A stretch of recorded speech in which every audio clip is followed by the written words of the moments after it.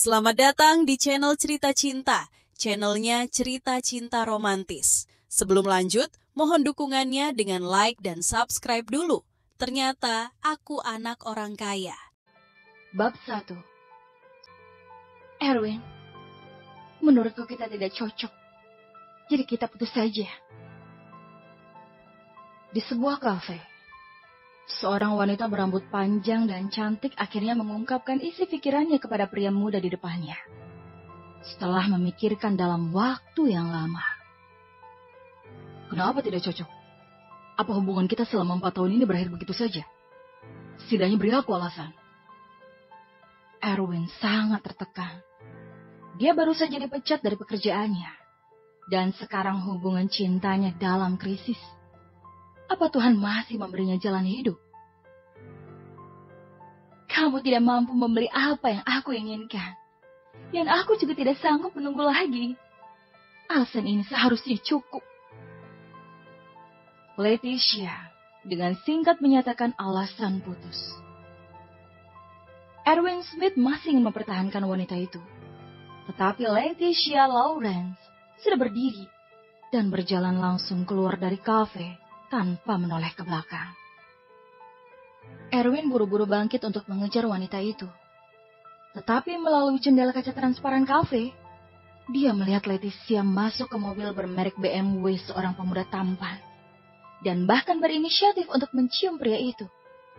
Sehingga membuat Erwin yang memandang adegan tersebut merasa sedikit marah, sekaligus tak berdaya. Erwin hanya tersenyum. Lalu ia meminum kopi di depannya dengan sedih.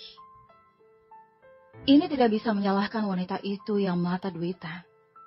Tapi hanya bisa menyalahkan dirinya sendiri, karena tidak bisa menghasilkan uang. Dengan banyaknya uang, bahkan selebritis sekalipun akan sibuk untuk mendekat. Pada saat ini, ponselnya berdering, yang membuat Erwin kesal ketika menjawab. Dan terdengar lagi suara teriakan yang keras dari ponsel itu. Erwin Smith, sudah 2 bulan kamu belum bayar sewa. Kapan kamu akan membayarnya? Ha? Kalau masih belum bayar, akan kubuang semua barang-barang di kamarmu. Mendengar suara ini, Erwin sangat marah. Kalau dulu dia mungkin akan menundukkan kepalanya. Tetapi sekarang pacarnya sudah hilang, begitu juga dengan pekerjaannya. Jadi apa lagi yang dia takutkan? Aku sudah lama mentolerir. Buang saja jika mau. Setelah mengatakan ini, Erwin langsung menutup telepon dengan marah. Pengangguran, putus cinta, dan diusir oleh tuan tanah. Rasa gagal dalam hidup seketika membanjiri hati Erwin, yang membuatnya merasa seperti seorang pecundang yang legendaris. Langit berangsur-angsur menjadi gelap. Berjalan di jalan yang ramai sambil menyaksikan pejalan kaki yang berlalu lalang.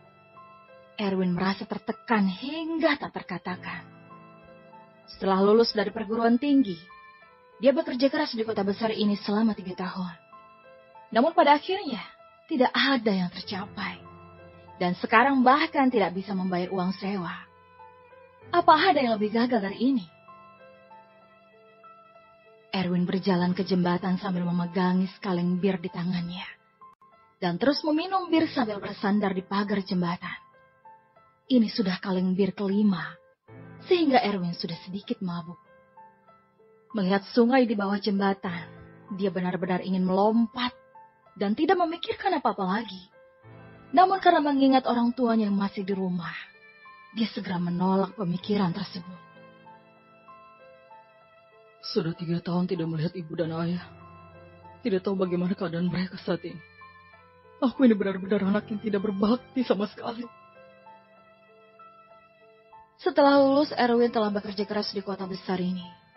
Tujuannya hanya ingin menghasilkan uang untuk membeli rumah di sini dan menikah dengan kekasihnya. Tapi sekarang dia merasa konyol ketika mengingat kembali tujuan konyol itu. Erwin mengeluarkan ponselnya dan ingin menelpon orang tuanya yang ada di pedesaan. Namun begitu dia mengangkat ponsel, dia melihat seseorang yang sudah menelponnya terlebih dulu. Dan sepertinya adalah ibunya. Erwin dengan cepat menyingkirkan suasana hatinya yang tertekan. Menyesuaikan mentalnya sebelum mengangkat telepon. Dan terdengar lagi suara yang akrab dan ramah dari sana. Nah, bagaimana kabarmu di kota besar? Apa kamu mengalami kesulitan? Kehidupanku di sini lumayan lancar dan semuanya berjalan dengan baik. Bosku bilang akan mengangkatku menjadi direktur bulan depan. Bahkan gajiku akan digandakan. Erwin berbohong dengan suara santai. Sebenarnya kamu tidak perlu bekerja terlalu keras. Kami sebenarnya telah menyembunyikan sebuah kebenaran darimu sejak lama. Dan sekarang sepertinya sudah saatnya untuk memberitahumu. Ada apa? Katakan saja, aku akan mendengarkan. Pikiran Erwin menjadi tegang seketika. Karena khawatir sesuatu yang buruk telah terjadi di rumah. Sebenarnya, keluarga kita ini sangat kaya. Kamu sebenarnya adalah tuan muda. Dan kamu tidak perlu bekerja keras untuk menghasilkan uang di luar sana. Ada rasa khawatir yang mendalam dalam kata-kata ibunya. Jangan bercanda lagi, Bu. Aku tutup telepon dulu ya. Aku harus lembur hari ini. Erwin tersenyum dan tidak menanggapi serius kata-kata ibunya. Orang tuanya adalah petani. Jadi beberapa puluh juga mungkin sudah sangat banyak bagi orang tuanya. Tidak, Nak. Jangan tutup dulu. Bagaimana kamu bisa percaya apa yang dikatakan ibumu ini? Suara ibunya yang terdengar terburu-buru dari ponsel. Mudah saja. Untuk membuatku percaya, ibu cukup isi saldo bank milikku sebesar 2 miliar. Maka aku akan percaya. Sudahlah, Bu. Aku harus kerja dulu. Kalian harus istirahat lebih awal. Kata Erwin sebelum menutup teleponnya. Angin yang dingin membuat hatinya terasa semakin dingin. Kini dia tahu bahwa orang tuanya tidak mungkin memiliki uang sebanyak itu. Walau menjual rumah kampung halamannya sekaligus, maka itu tetap tidak akan sampai 2 miliar. Jadi Erwin sepenuhnya tidak menganggap serius apa yang dikatakan ibunya. Namun, tidak lama setelah itu, dia tiba-tiba menerima pesan teks di ponselnya. Dan tanpa sadar Erwin membuka notifikasi tersebut. Dan ternyata saldo banknya benar-benar terisi 2 miliar yang membuatnya tercengang di tempat. Jangan-jangan apa yang dikatakan ibu itu benar. Seketika Erwin menjadi bersemangat. Tetapi akal sehatnya masih ada dan berpikir dengan baik. Cukup periksa saja di ATM. Memikirkan hal ini, Erwin bergegas ke bank terdekat dan berlari ke mesin ATM. Setelah tiba, dia memasukkan kartu bank dari dompetnya ke dalam mesin itu. Setelah masuk, dia melihat jumlah saldo yang tertera di layar mesin itu. Sebesar 2.1.600.000 rupiah. Uangnya beneran masuk. Erwin yang masih tak percaya mulai menarik uang tunai langsung dari ATM. Batas penarikan tunai tunggal mesin ATM hanya sampai 10 juta rupiah saja. Setelah memverifikasi bahwa saldo sebesar 2 miliar itu benar-benar ada di dalam kartu itu, dia pun langsung menarik 10 juta rupiah. Ketika dia melihat 10 juta rupiah benar-benar keluar dari ATM tersebut, Erwin semakin bersemangat. Kemudian menarik 3 kali lagi, dan akhirnya berhasil menarik uang sebanyak 40 juta rupiah. Erwin sudah mulai mempercayai kata-kata ibunya. Ternyata memang benar. Erwin buru-buru mengeluarkan ponselnya dan menelpon sang ibu dengan penuh semangat. Panggilan pun segera terhubung. Bu, sejak kapan keluarga kita menjadi begitu kaya? Apa ibu menjual tanah dan rumah kita? Erwin masih tak percaya bahwa orang tuanya dapat mengeluarkan uang sebanyak itu. Nah, keluarga kita ini sebenarnya sangat kaya. Kakekmu adalah kepala dari konsorsium top dunia. Dan ayahmu mengelola grup top 50 terbesar di dunia. Jadi keluarga kita ini memang sangat kaya. Kakek adalah kepala konsorsium top dunia. Dan ayah adalah kepala grup top 50 di dunia.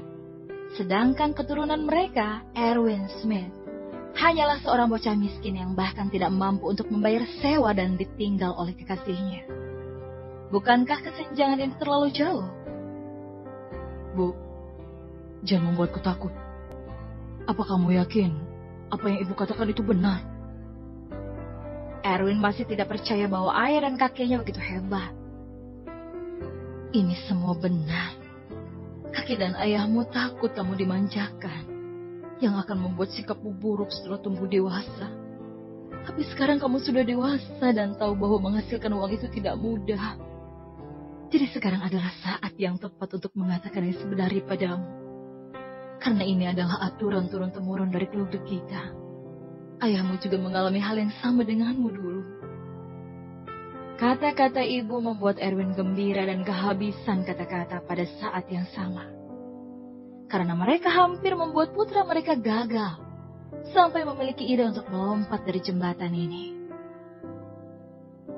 Jika kamu masih tidak percaya, kamu bisa pergi cari Damon Brown dari Highbuild Group.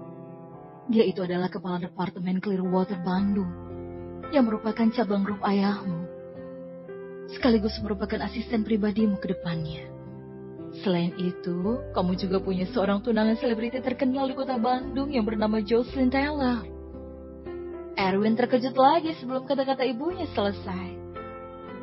Manajer umum Highbuild Group di kota Bandung ternyata adalah asisten pribadinya sendiri. Dan Jocelyn Taylor, putri Taylor Group yang merupakan selebriti terkenal, ternyata adalah tunangannya.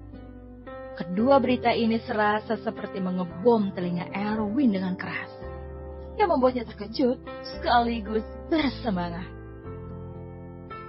Astaga Tuhan, ternyata identitas dirinya ini begitu luar biasa. Erwin mengira dirinya sedang bermimpi, jadi dia mencubit wajahnya sendiri dengan kuat. Dan ternyata rasa yang menyakitkan terasa oleh kulitnya, yang menunjukkan bahwa semua ini nyata. Dirinya ini benar-benar anak dari orang kaya. Tapi ini jelas belum berakhir. Kata-kata ibunya terdengar dari ponsel lagi. Aku sudah mengirim sebuah kartu SVIP berwarna emas hitam beberapa hari yang lalu. Kartu itu telah dijaminkan oleh konsorsium kakekmu. Jadi dapat digunakan oleh bank yang ada di seluruh dunia. Kalau kamu perlu uang, kamu bisa menggunakan kartu itu secara langsung. Karena kartu itu tidak ada batasnya, dan aksesnya hanya perlu sidik jarimu. Ketika Erwin mendengar bahwa kartu SVIP emas hitam itu tidak terbatas, jantungnya tiba-tiba berdetak kencang. Bukankah ini terlalu kaya? Bu, aku tutup telepon dulu. Aku mencerna semua ini dulu. Setelah Erwin menutup teleponnya, emosinya sangat gelisah. Karena dia baru saja berubah dari orang miskin menjadi pemuda kaya. Sehingga dia butuh waktu untuk mencerna semua ini terlebih dulu. Aku ternyata anak orang kaya. Sekarang tidak ada yang bisa meremehkanku lagi. Erwin tersenyum sedikit. Dan rasa percaya dirinya tiba-tiba muncul. Jika dibandingkan dengan Jocelyn, Leticia bagaikan seekor burung pipit di tanah. Memikirkan hal ini, pikiran Erwin tiba-tiba menjadi terbuka. Dan dia telah sepenuhnya mengabaikan masalah putus cintanya. Ngomong-ngomong, kartu SVIP emas hitam itu sepertinya telah dikirim ke alamat rumah sewaan oleh ibu. Aku harus cepat pergi dan mengambilnya kembali. Memikirkan hal ini, Erwin tiba-tiba merasa cemas. Sebelumnya dia sudah membuat marah Tuan Tanah untuk membuang barang-barangnya. Akan gawat jika Tuan Tanah benar-benar membuang kartu SVIP emas hitam itu. Setelah memanggil taksi di pinggir jalan, dia dengan cepat kembali ke rumah sewaan. Kamar 411 di lantai 4 apartemen Greenville. Ini adalah apartemen yang disewa Erwin. Erwin menyewa kamar ini dengan kekasihnya Leticia, tapi mereka sekarang tidak mungkin tinggal bersama lagi. Ketika Erwin kembali ke apartemen, dia menemukan bahwa tidak ada barang bawaan yang dibuang di luar koridor. Jadi dia merasa lega. Dan berpikir bahwa kakak pemilik rumah ini ternyata tak sejahat itu juga. Tapi ternyata dia salah. Karena ketika dia hendak berjalan ke pintu, seorang sosok kakak setengah bayi berjalan keluar dari kamar sewaannya. Kakak Tuan Tanah? Ketika Erwin melihat orang ini, dia menyadari bahwa itu adalah kakak Tuan Tanah yang menyewakan rumah ini padanya. Ketika Erwin melihat kakak Tuan Tanah itu, Kakak tuan tanah itu juga melihatnya dan berkata dengan tatapan mengejek. Kamu beruntung kali ini. Pacarmu kencan dengan pria kaya. Dan dia yang telah membayar uang sewamu. Barang-barangmu masih di dalam. Tunggu, siapa yang membayar sewaku? Erwin sedikit mengernyit dan berkata dengan dingin. Bersombong.